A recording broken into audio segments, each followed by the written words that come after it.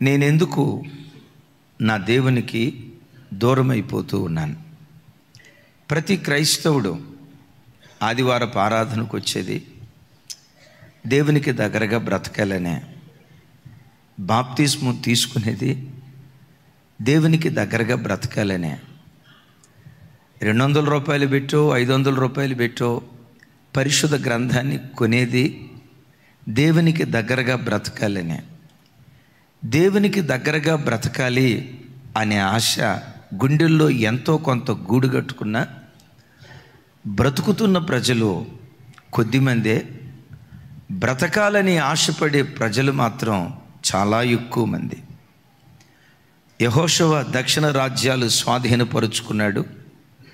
వాటిలో స్వాధీనపరుచుకున్న మరొక రాజ్యం హెబ్రోను. హెబ్రోను అనగా సహవాసం అని అర్థం. ఎవరితో సహవాసం చేయటానికి మనం పిలువబడ్డామో ఒక మాటలో చెప్పాలంటే యేసుక్రీస్తు ప్రభు వారితో, తండ్రి అయిన దేవుడు పంపించిన పరిశుద్ధాత్మతో ప్రతి నిత్యం అన్యోన్య సహవాసం కలిగి ఆయనతో కలిసి బ్రతకటానికి మనమందరం పిలువబడ్డాం నిజమే. దేవునికి దగ్గరగా బ్రతకాలి అని ఆశపడుతున్నాం నిజమే.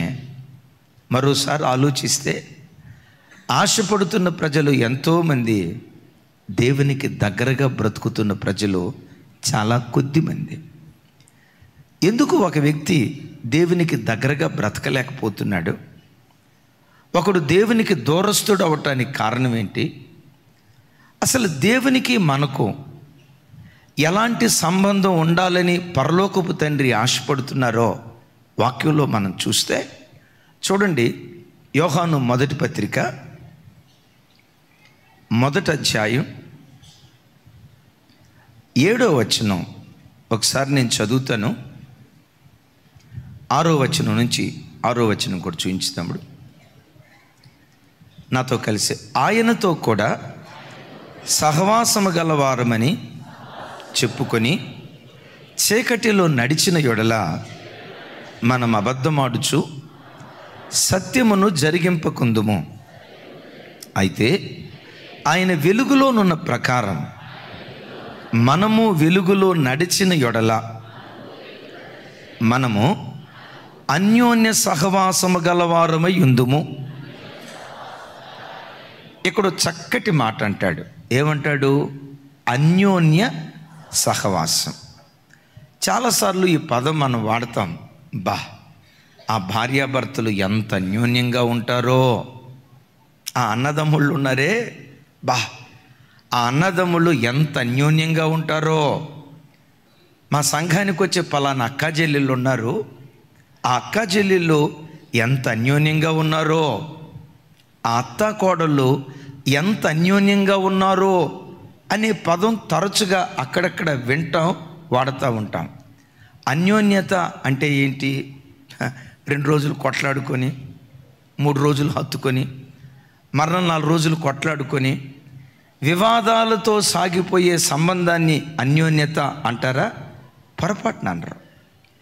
వారి మధ్యలో ఎన్నడూ విభేదాలు రాకుండా, మనస్మర్ధలు రాకుండా బ్రతుకు కాలమంతా ఒకరిని ఒకరు హత్తుకొని బ్రతికితే ఆ బంధాన్ని అన్యోన్య బంధము అంటారు.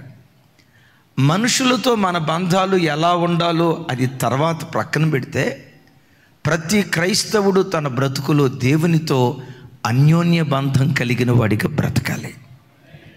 నీకు నీ దేవునికి ఎన్నడూ ఎడబాటు కలగకూడదు. నీకు నీ దేవునికి ఎన్నడూ దూరం మిగలకూడదు.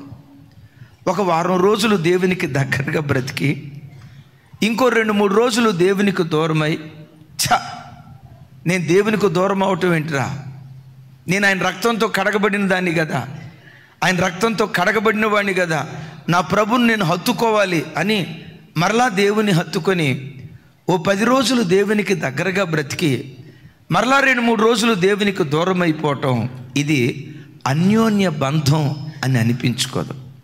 ఒక్కసారి ప్రభువుకు నువ్వు దగ్గర అయిన తర్వాత ప్రభువును చేరుకునే ఆ క్షణం వరకు ఎన్నడూ నీకు నీ దేవునికి మధ్యలో ఏ అడ్డుబండ రాకుండునుగాక. నీకు నీ దేవునికి మధ్యలో ఉన్న ఆ అవినావభావ సంబంధంలో ఏనాడు ఎడతెగిన అనుభవం లేకుండా అన్యోన్యతతో దేవుని సన్నిధిలో మనం బ్రతుకుదుముగాక.